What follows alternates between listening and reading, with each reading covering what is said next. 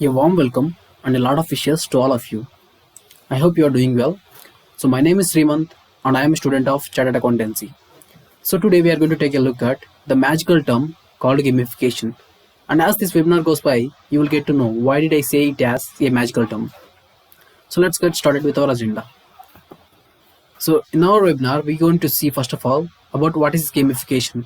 And then we see who coined the term gamification and what are people thinking about it. But before all these things, we are going to see why do we even need games. And then we see the applications like where do we use the term gamification in which industries like education, marketing, business, health, and learning. And then we see the lot of advantages of this gamification and a few disadvantages of it. So let's start. So you would play a lot of games, right, in your childhood. And have you ever thought about it like why do we need games? The reason why we need games is they entertain, engage, and encourage us. And with a friendly competition, they boost our motivation with features such as badges, coins, levels, and all these things. And these elements are necessary for us because they make us feel important and skilled. And they not only do that, they also develop self motivation and perseverance in individuals. And they also teach us one of the most important concepts and formulas of the success, that is equanimity, responding to both success and failure in the same manner. That is, you can see in the slide down below, responding appropriately to the thrill of success and to the disappointment of failure. And that is exactly what the games are teaching us, right? Yeah. And now we see what is gamification. So if we see the definition, gamification is the addition of game elements to the non-game activities. And these elements are nothing but points, badges, levels, and leaderboards. And this is the term coined by Nick Palin in 2002. But the concept of gamification has been in existence from a very long time. But it has taken boost only after 2010. In 2013, it has a valuation of around 421 million, which has reached up to 5.5 billion in 2018 records. Now we see the results. What do people thinking about this kind of gamification? So 80% of the learners claimed that learning would be more productive if it were game oriented in one way or the other. Isn't it correct? And now we understand the term better by a simple example. And this is the example that has happened. It is an experiment actually conducted in Stockholm in Sweden. That is to try if the people can make the passengers walk more on the stairs than on the escalator.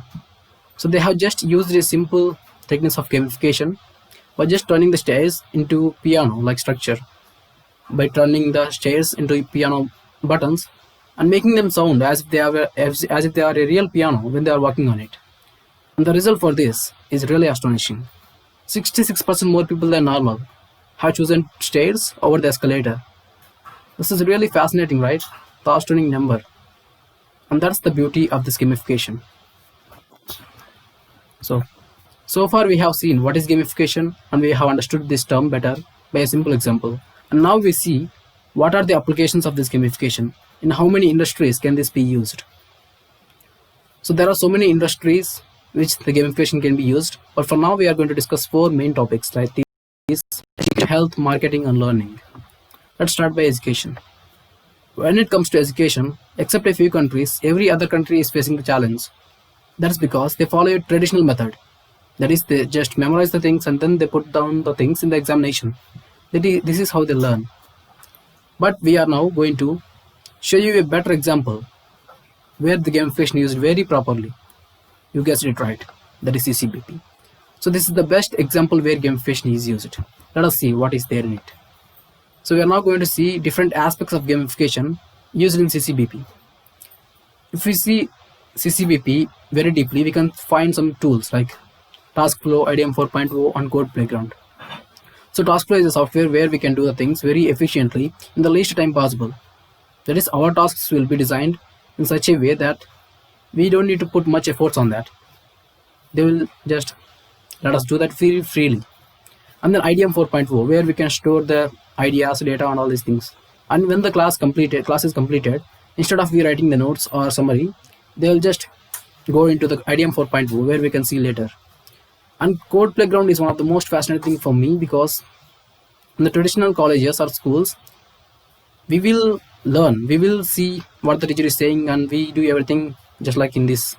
But the thing is, we don't do practice, and that is exactly the change, and that is the distinction in this code playground, where we code alongside learning. In this way, what happens is the more we code, the more we gain knowledge, right? And in this examinations like conducted in CCP 4.0, we never fail. That is, no matter how hard the questions are, if you fail to answer something, the questions will just repeat by themselves. And unless and until you complete all the things, you cannot come out of this examination. That's really encouraging, right? Yeah. And there are also levels in the CCBP to encourage us. Because if there are levels, we feel motivated to go into the next level. If there are no levels, we just stay where we are and we just keep filling around.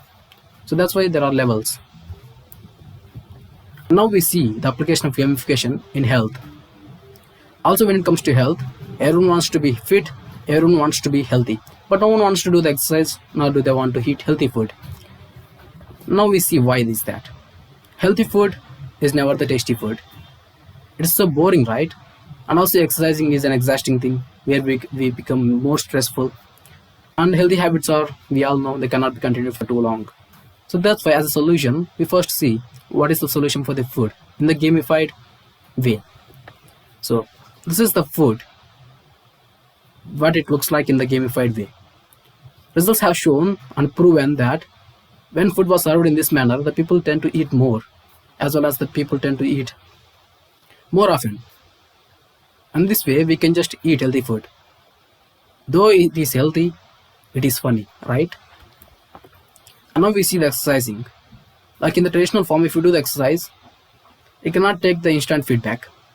There will be no motivation or boosting for you.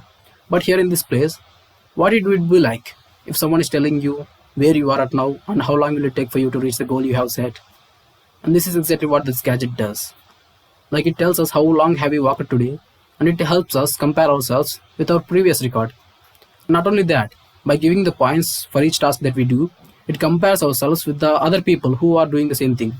And it then declares the winners depending upon the points that they have earned. In this way, we can feel competitive, we can feel happy.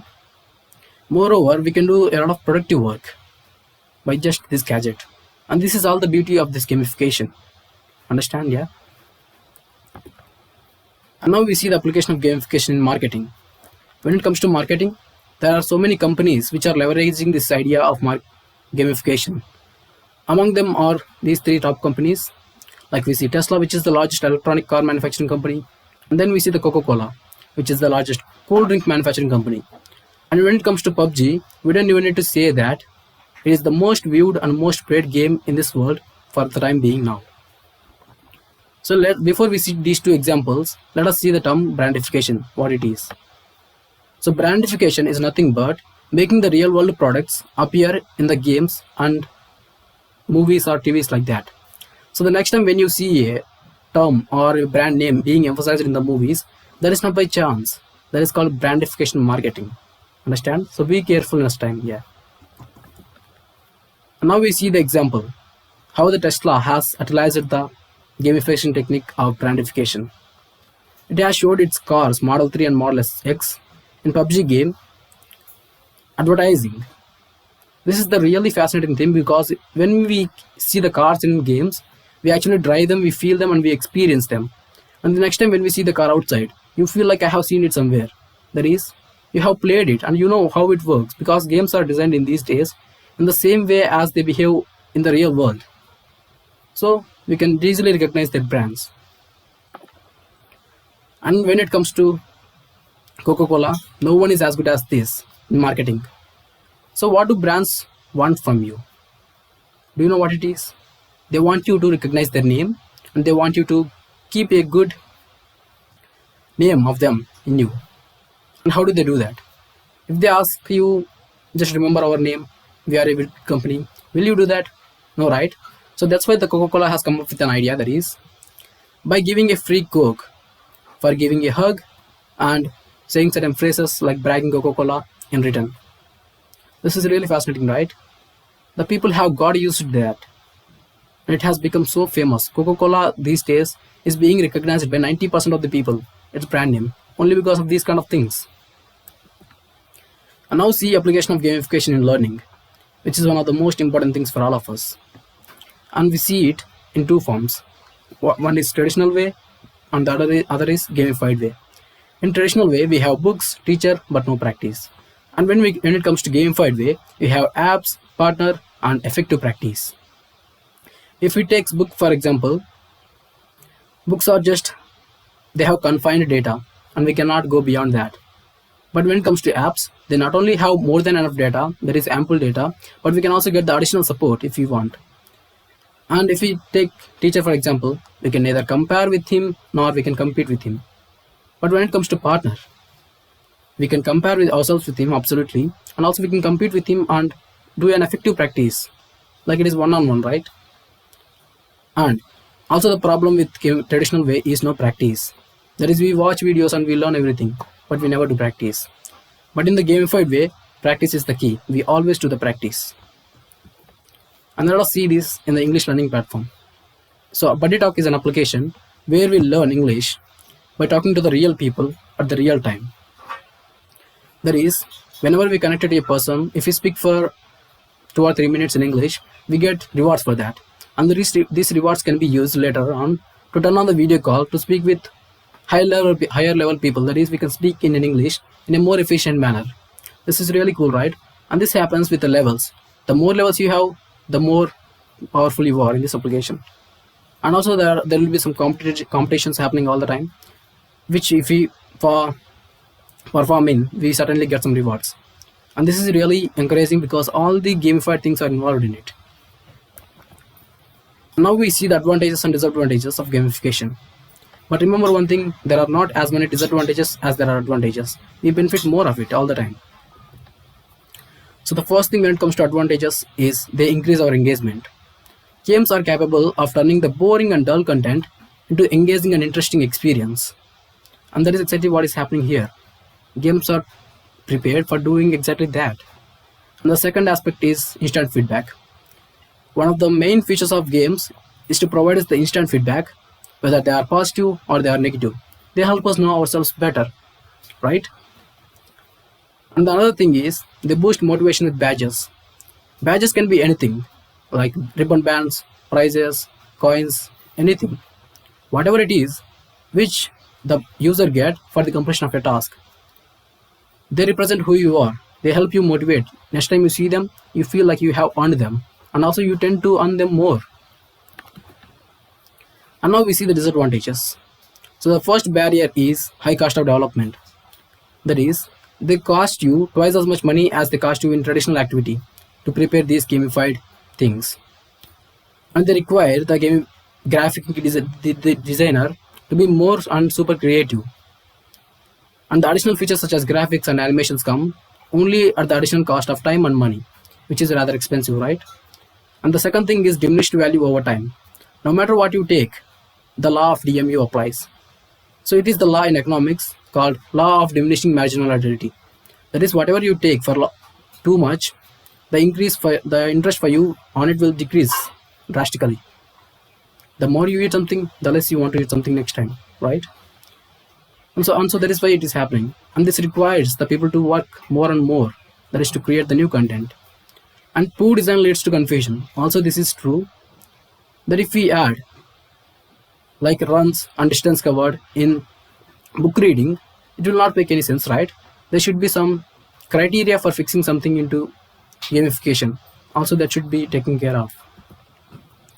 So we have covered so many things so far. Let's summarize what we have learned so far. So first we have seen what is gamification, and we have understood the definition. But before that, we have also seen why do we need games.